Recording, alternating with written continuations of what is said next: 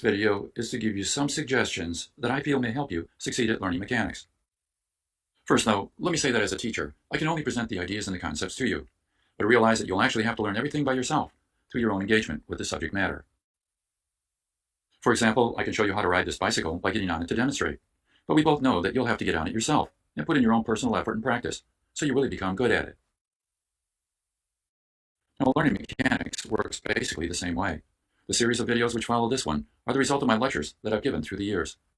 In general, the first video of each lesson will explain the relevant theory. The second one will show you how to apply the theory to solving problems. And finally, the third, and the most important video, will give you the opportunity to work basic problems on your own to gain practice. On average, each video is about 10 to 15 minutes long. But you know, learning should not stop here. Reading the book will not only provide deeper insight into the theory, but it will also include some additional examples to show you how it's applied. Now, of course, if you do all this, I believe you'll be in a good position to begin solving problems on your own. And then once you've solved several basic problems to really understand how the theory is applied, then you should be able to apply it to any sort of problem. But realize, along the way, that mechanics is a rather practical subject. It applies to many fields of engineering, and its application will occasionally require some common sense based upon how things work. And that's why it's never a good idea to memorize the solution of any sort of problem, because every problem you'll have will be unique. Let me give you an example of this. This man sits in this chair and pulls up on it with his hands. Can you tell me how many forces act on the man when he does this? Stop the video, and I really mean stop the video, and think carefully through the solution before you give an answer. Well, the answer is actually 3. You have his weight, the force of the chair on the seat, and finally, the force of the chair on his hands. And thinking about it, this force must act downwards. He pulls upwards on the chair, but the chair pulls downwards on him. Well, anyway, I hope you got this correct. But as I said, mechanics is a very practical subject, and it often requires some common sense reasoning. Now, before I end this video, let me give you a few important points that I think will help you avoid anxiety when you take exams. First, of course, is to be well prepared.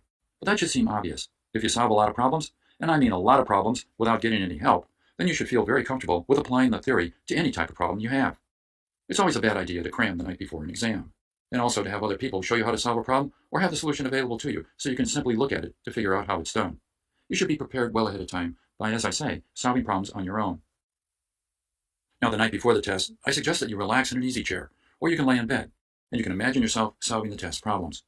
But it's extremely important to visualize yourself feeling confident, and that you indeed are succeeding with the solutions. Now, when taking the test, I suggest that you look for and solve the easiest problems first. This will help you relax and build confidence, so that then you can go on and solve the more challenging ones. And finally, when solving problems, always be neat and orderly. This will allow you to better organize your thoughts and should help you concentrate and have clear thinking. Also, make sure that your final answer seems to make sense. For example, the center of this triangle is not somewhere up here. Rather, it makes sense to think it should be somewhere down here. Oh, and finally, one last point that's rather important. This course does not require a lot of memorizing. Rather, it's based on only a few basic principles. And when you apply them, you'll be enhancing your problem-solving skills. And if you think about it, along the way it will also prepare you to become a better engineer. Because that's what engineers do. They analyze and solve problems.